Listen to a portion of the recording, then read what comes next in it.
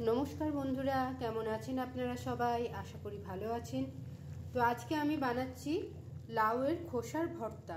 লাউ তো রান্না হয়েই গেছে, তার খোসাগুলো রয়ে গেছিলো। ভাজা খেয়েছি, লাউয়ের খোসার ভাজা, পোস্ত এসব তো খেয়েছি। দেখি একবার ভর্তা করে কেমন লাগে। তাই লাউয়ের খোসাগুলোকে এরকম বড় বড় করে কেটে জলের মধ্যে নুন দিয়ে ভালো করে সেদ্ধ করতে দিয়েছি। বেশ কিছুক্ষণ কড়াইয়ে চাপা দিয়ে এটাকে সেদ্ধ করতে দেবো। লাউয়ের খোসাগুলোকে চাপা দিয়ে সেদ্ধ করে নিয়েছি। 50%-এর বেশি লাউয়ের খোসাগুলো সেদ্ধ হয়ে গেছে। একদম গলে না গেলেই হলো, এইরকম অবস্থা থাকবে। এখন আমি গ্যাসটা বন্ধ করে লাউয়ের খোসাগুলোকে জল থেকে আলাদা করে নিচ্ছি। লাউয়ের খোসাগুলো জল ঝরিয়ে নিয়েছি। এবারে কড়াইয়ে কিছুটা সর্ষের তেল দেব। তেল গরম হলে এর মধ্যে দিয়ে দেবো বেশ কিছুটা কালো জিরে, একটি কাঁচা লঙ্কায় মাঝখান থেকে একটু কাটিয়ে নিয়েছি, এরই সঙ্গে বেশ কয়েক কোয়া রসুন একটু হালকা করে ভেজে নেব।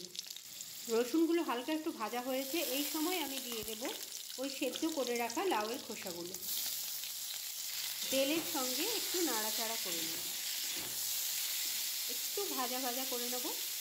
লাউয়ের খোসাগুলো রসুন আর কালো জিরের সঙ্গে ভালো করে ভেজে নিয়েছি। এবারে গ্যাসটা বন্ধ করে এটাকে ঠান্ডা করতে দেব। তারপরে মিক্সি গ্রাইন্ডারে দিয়ে ভালো করে পেস্ট বানিয়ে নেব। লাউয়ের চুপিগুলোকে মিক্সিতে ভালো করে পেস্ট করে নিয়েছি, কোনো রকম জল না দিয়ে পেস্ট করেছি। আপনারা চাইলে শিলনোড়াতেও বেটে নিতে পারেন। যেই কড়াইয়ে লাউয়ের খোসাগুলো ভেজেছিলাম তাতেই সামান্য তেল নিয়ে নিয়েছি, দিয়ে তার মধ্যে আমি দিয়ে দিচ্ছি গোটা জিরে আর একটি গোটা পেঁয়াজ, যেটা আমি লম্বা লম্বা করে কেটে রেখেছিলাম, দিয়ে দিলাম।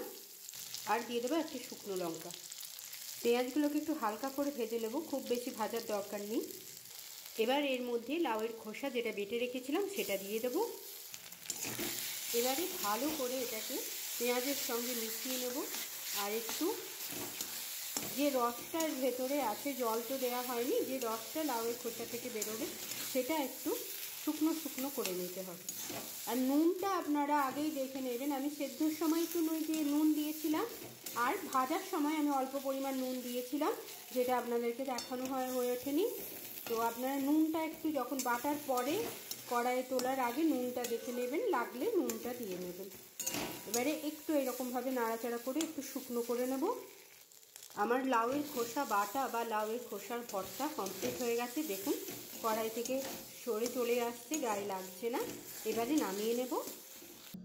তাহলে বন্ধুরা, তৈরি করে ফেললাম লাউয়ের খোসা বাটা বা লাউয়ের খোসার ভর্তা। গরম ভাতে এরকম ভর্তা হলে আর কিছুই লাগে না। তো এইভাবে একবার বাড়িতে বানাবেন আর আমাকে অবশ্যই জানাবেন যে আপনাদের কেমন লাগলো। তাহলে আজকে এইটুকুই বন্ধুরা, রাখলাম।